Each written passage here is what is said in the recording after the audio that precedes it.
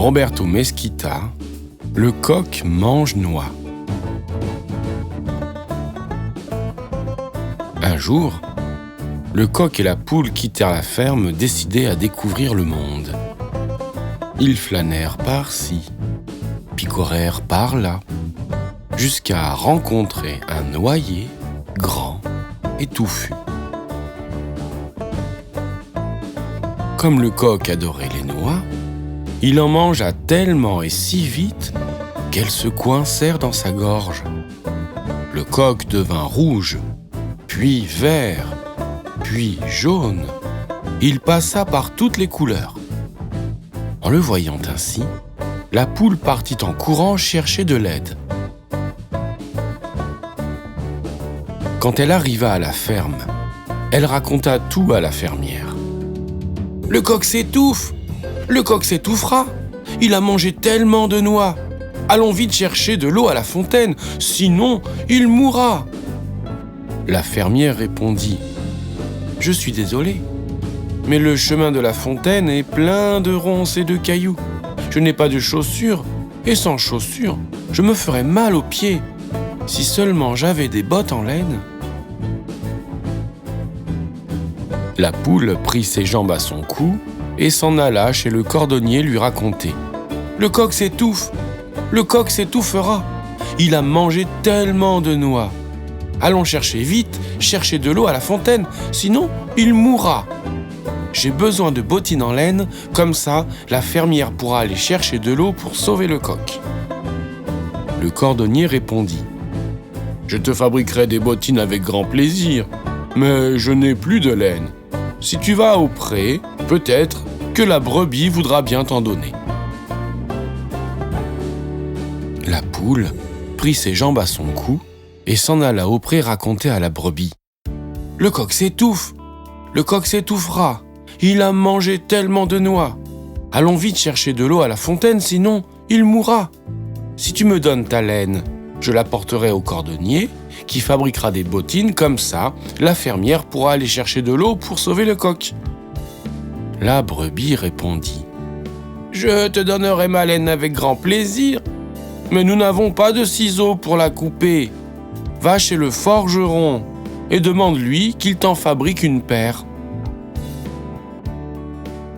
La poule prit ses jambes à son cou et s'en alla chez le forgeron lui raconter. « Le coq s'étouffe! Le coq s'étouffera! Il a mangé tellement de noix!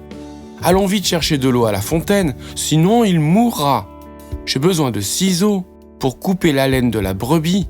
Avec la laine, le cordonnier fera des bottines. Comme ça, la fermière pourra aller chercher de l'eau pour sauver le coq. » Le forgeron répondit.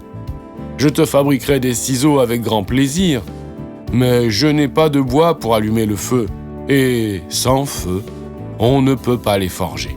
Allons au bois. » Le forgeron prit sa hache et s'en alla dans les bois avec la poule. Là, ils tombèrent sur un chêne énorme et la poule lui raconta. « Le coq s'étouffe, le coq s'étouffera. Il a mangé tellement de noix. Allons vite chercher de l'eau à la fontaine, sinon il mourra. Nous avons besoin de bois pour que le forgeron allume le feu et puisse fabriquer des ciseaux. Avec les ciseaux, nous couperons la laine de la brebis pour que le cordonnier fabrique des bottines. Comme ça, la fermière pourra aller chercher de l'eau pour sauver le coq. » Le chêne répondit. « Je vous donnerai tout le bois dont vous avez besoin. » Le forgeron sortit sa hache, prêt à couper quelques branches, mais le chêne, effrayé, protesta. « Pas question de les couper, ça fait mal. Le vent a fait tomber beaucoup de vieilles branches. Ramassez celles que vous voulez. » Le forgeron et la poule chargèrent autant de branches qu'ils voulurent dans la brouette et rentrèrent. Avec ce bois, le forgeron alluma le feu et forgea des ciseaux en fer. Avec les ciseaux, ils coupèrent la laine de la brebis. Avec la laine, le cordonnier fabriqua une paire de bottines. Avec les bottines, la fermière alla chercher de l'eau à la fontaine. Avec l'eau, la fermière et la poule arrivèrent au noyer, où le pauvre coq était sur le point de s'étouffer. Le coq but et but encore jusqu'à avaler toutes les noix. Et grâce au chêne, au forgeron, à la brebis, au cordonnier, à la fermière et surtout à sa bonne amie la poule, le coq put respirer à nouveau et, très content, recommença à chanter « Cocorico !